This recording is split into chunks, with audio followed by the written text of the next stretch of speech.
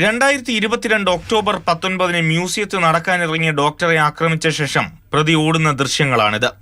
അന്നുണ്ടായ ദുരനുഭവത്തെക്കുറിച്ച് ആദ്യമായി മാതൃഭൂമി ന്യൂസിനോട് പറയുകയാണ് ഡോക്ടർ മാലു. ജീവിതത്തിൽ ഒരിക്കലും പ്രതീക്ഷിക്കാത്ത ഒരു മൊമെന്റ് ആയിരുന്നു അത് ഉണ്ടായിരുന്നത്. അത് ശരിക്കും മാനസികമായിട്ട് നമ്മളെ ഭയങ്കരമായിട്ട് പിടിച്ചു കുലുക്കിയ ഒരു സംഭവം തന്നെയായിരുന്നു അത്. ദുരനുഭവത്തെക്കുറിച്ച് പറയാനും നിയമ നടപടിയുമായി മുന്നോട്ടു പോകാനും ഇവർക്കായി. പക്ഷേ എല്ലാവർക്കും അത് കഴിഞ്ഞെന്ന് വരില്ല.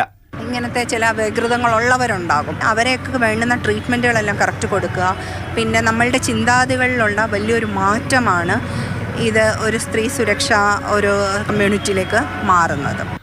ഡോക്ടറെ ആക്രമിച്ച പ്രതി കുറവൻകോണത്ത് സ്ത്രീകൾ മാത്രമുള്ള വീടുകളിലും വനിതാ ഹോസ്റ്റലിലും അതിക്രമിച്ചു കടക്കാൻ ശ്രമിച്ച കേസുകളിലും പ്രതിയായിരുന്നു. കഴിഞ്ഞ വർഷമാണ് കവടിയാർ പണ്ഡിറ്റ് കോളനിയിൽ വിദ്യാർത്ഥിനിയെ ബൈക്കിലെത്തിയ യുവാവ് ആക്രമിച്ചത്. വഞ്ചിയൂർ കോടതി ജംഗ്ഷന് സമീപം പ്രഭാത സവാരിക്കിറങ്ങിയ സ്ത്രീയും ആക്രമണത്തിനിരയായി.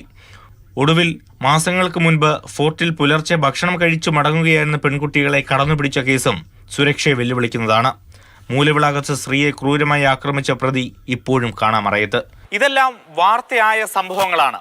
എന്നാൽ മാനഭയത്തിൽ പോലീസിൽ പോലും പരാതി നൽകാതെ ഒട്ടേറെ സ്ത്രീകൾ ദുരനുഭവം സഹിച്ച് നമുക്കിടയിൽ ജീവിക്കുന്നുണ്ട്.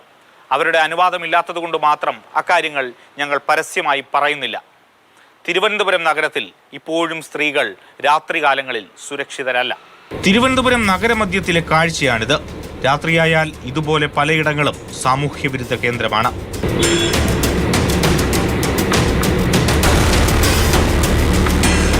രാത്രിയുടെ മറവിൽ ലഹരി ഇടപാടുകളും സുലഭം. ഇതിനൊന്നും തടയിടാൻ പോലീസിനും കഴിഞ്ഞിട്ടില്ല.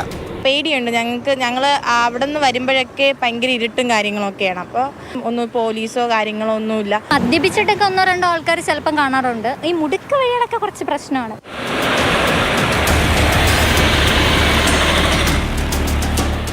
പകൽ പെരുമാറുന്ന പോലെ തന്നെ രാത്രിയും പെരുമാറുക എന്നല്ലാതെ നൈറ്റ് ലൈഫിന് മറ്റൊരർത്ഥവുമില്ല.